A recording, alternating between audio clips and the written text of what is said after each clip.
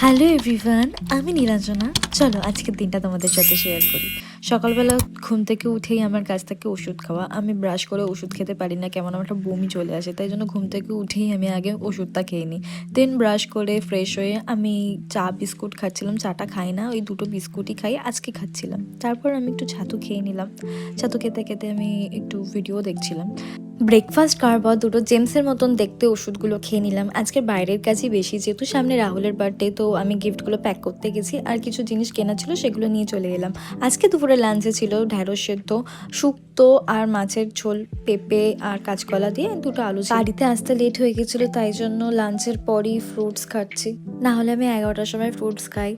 ইভিনিংয়ে যে ছোলা সেদ্ধটা খেয়েছি ওটা এক্সট্রা কোনো নুন দেওয়া নেই। ছোলা সেদ্ধ করার সময় অল্প একটু নুন দিয়েছিলাম, একটু নুনটা অ্যাভয়েডই করি।